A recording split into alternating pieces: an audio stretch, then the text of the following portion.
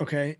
Now, back to like the 20-year-old, like what you're going to tell them to do. I think we can both agree on one thing, like dividend growth stocks, like what are we saying, like yields maybe like under 2%. We'll call those like the dividend growth stocks. Yeah. But what do you say? And this is just more things that run through my mind. What do you say about, the dangers of like the mouse cutting dividends last year, or what AT&T did recently?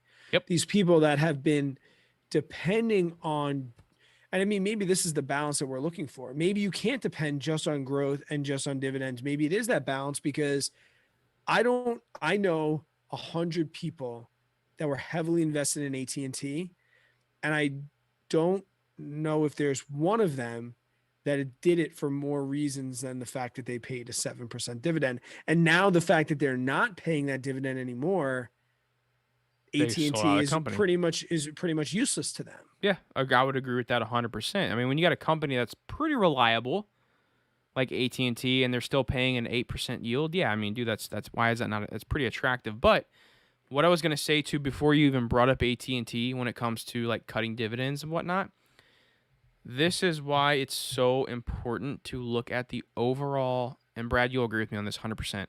The overall financial health of a company.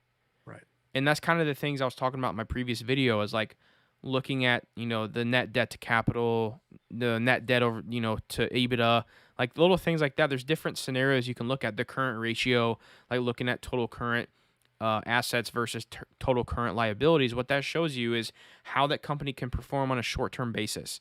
So if a company has more total current assets than it does total current liabilities, basically what that's telling you is that they could total current liabilities is like short-term assets that they can liquidate meaning they can turn into cash within about 12 months or so. Right. Same thing with liabilities.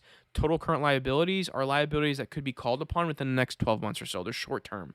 Yeah. So what you like to see in a company, and it depends on industry. Some industries are different. Some industries may have less current assets than current liabilities. That's more maybe like inventory, focus or whatever it may be. But for a majority, you like to see total current assets at least matching the total current liabilities, which would be a ratio of 1.5 or higher is what I really like to see. But I'm not going to say I would never buy a stock that doesn't meet that, because I would. But you just got to look into it a little more. But when you see stocks like that have a balance sheet set up like that in the short term, and then you can look at the overall net debt versus the earnings, the overall net debt versus the capital structure of the company, those are the things that can really save you as an investor. Is truly understand. You got to think. You can't just look at the stock price.